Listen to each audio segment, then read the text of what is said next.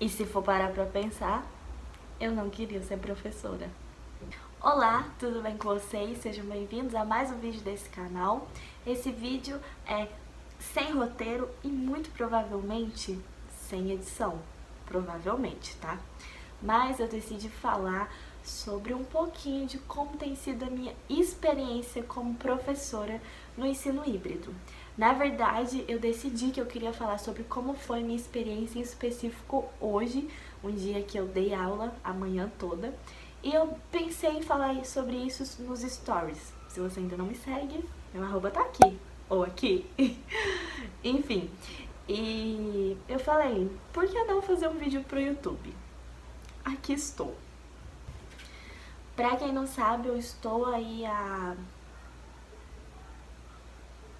quase 5 meses no ensino híbrido, né? No presencial, mas com alunos também no presencial e alunos no ensino remoto.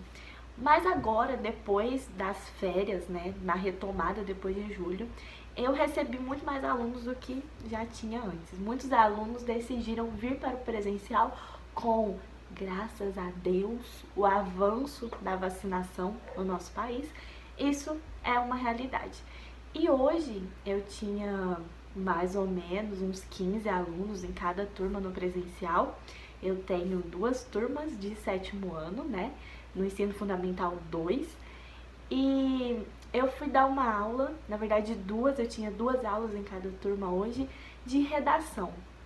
E aí eu fui falar sobre mitos e lendas, que é um assunto que já é interessante por si só, né? Eu tava muito animada para dar essa aula, mas eu resolvi que, por conta de algumas coisas que o material já trazia e por conta, claro, dos meus interesses pessoais, das coisas que eu gosto de falar sobre, eu decidi levar um livro para trabalhar na sala de aula, que eu já falei dele aqui no meu canal mais de uma vez.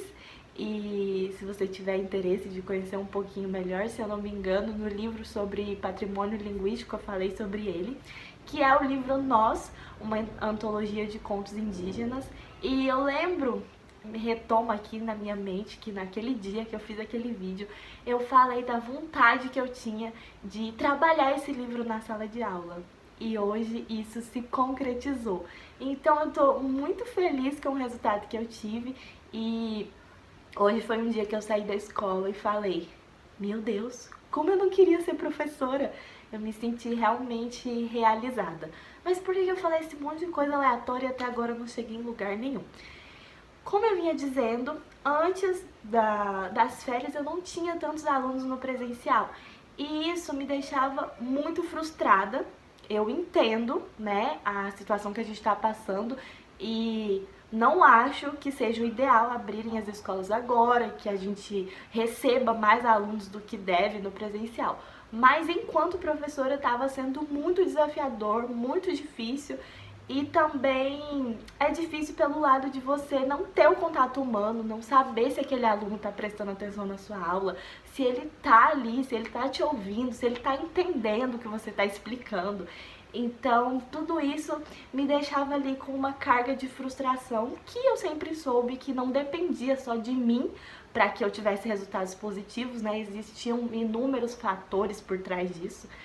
Mas hoje, com mais alunos no presencial, conseguindo ali olhar no olho, ver se aquele aluno está entendendo, se ele está gostando, se a aula está dando certo, eu saí muito realizada, né? Depois que a aula terminou. Então eu vim contar um pouquinho da minha experiência, de como foi. Eu já comentei, né, que desde que eu conheci esse livro, eu queria trabalhar isso na escola, quando eu fosse professora, e olha que eu ainda estava na faculdade de letras, porque a cultura indígena já me atraía muito, eu já era interessada pelo assunto, eu comprei o livro interessada em conhecer mais sobre literatura indígena e eu me apaixonei. E eu sei que essa não é uma realidade, né, do nosso ensino brasileiro. Eu, por exemplo, na época da minha escola não tive contato com esse tipo de literatura, então quando eu vim a ter, partindo do meu interesse, eu fiquei muitíssimo interessada. E, claro, eu não posso falar sobre a experiência do Brasil em geral, eu até comentei sobre isso no livro, desculpa, no vídeo sobre patrimônio linguístico, que eu sei da minha realidade, que foi que eu não tive contato com isso, que eu não conhecia a fundo a história dos povos indígenas e não conheço até hoje, mas o que eu posso eu faço pra ficar mais próximo, né? Conhecer mais dessa cultura. Então chega de enrolação.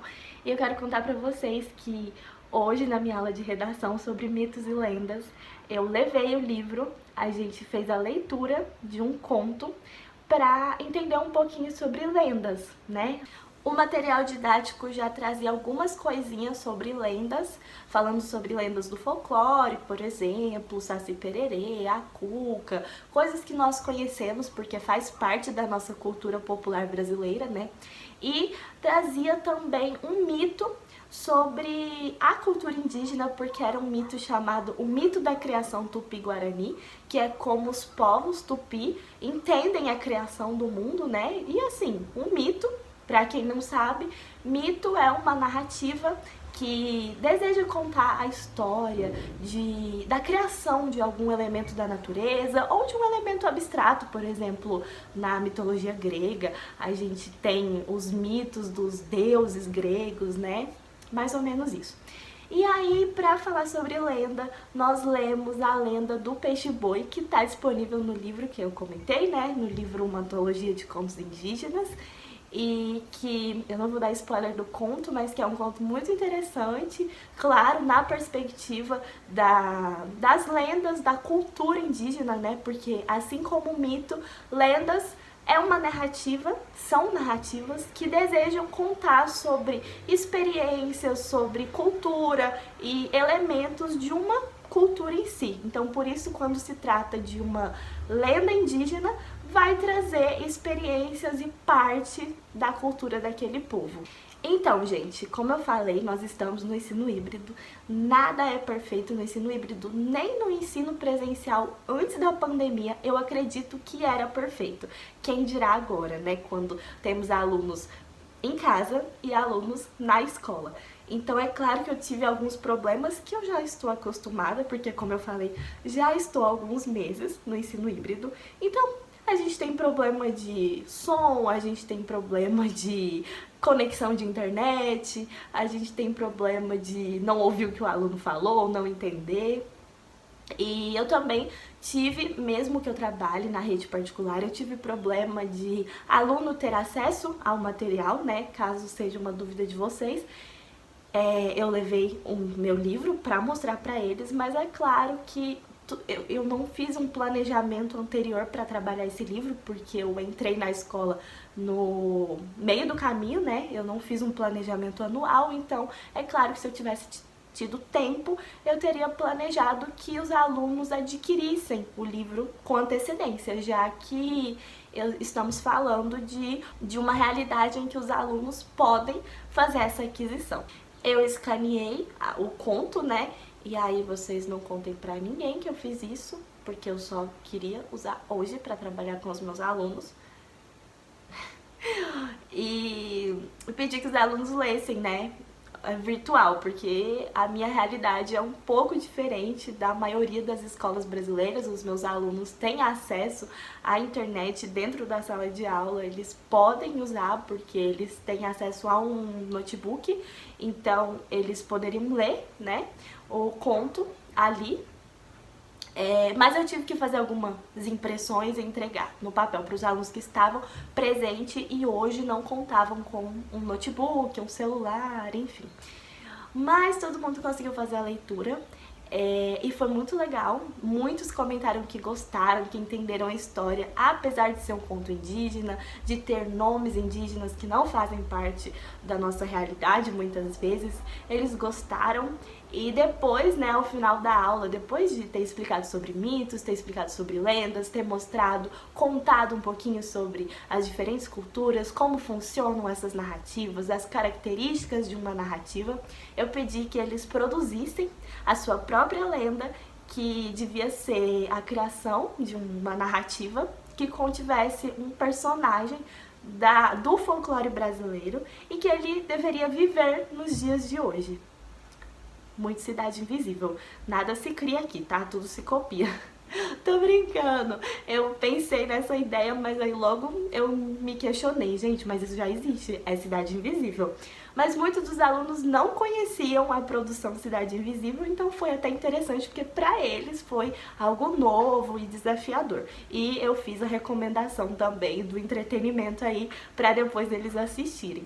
Então, teve um tempinho para eles começarem a produzir essa história, essa narrativa. Muitos alunos se sentiram motivados com a ideia de, nossa, esse personagem vai viver aqui nos dias atuais, e se ele fosse ao shopping? E se ele viajasse de avião? Então foi bem legal. E eu acho que é isso, compartilhei um pouquinho da minha experiência.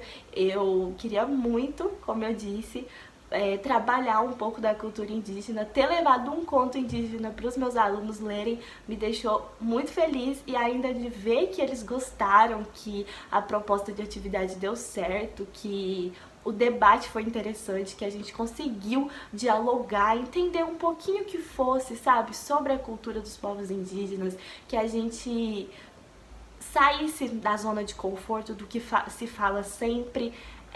Foi muito gratificante pra mim, eu fiquei muito feliz. Eu, como já disse, saí da aula dizendo, é pra isso que eu quero ser professora, é por isso, e como eu não queria antes, né?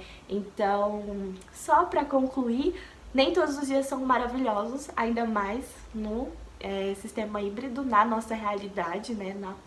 Na pandemia, e acho que é isso. Muito obrigada a todo mundo que assistiu até aqui. Espero que você tenha gostado de saber um pouquinho sobre a minha experiência, coisas boas e frutos bons que a docência tem me proporcionado. Eu sou muito feliz de ser professora, e usem máscara, tá? Mantenham o distanciamento, porque ainda não acabou, e mesmo que estejamos no ensino presencial, nos cuidemos. Nossa, falei muito bonito. Meu português é que usei todo agora. Se cuidem, tá? Que eu também vou me cuidar daqui. Um grande beijo pra todo mundo. Tchau!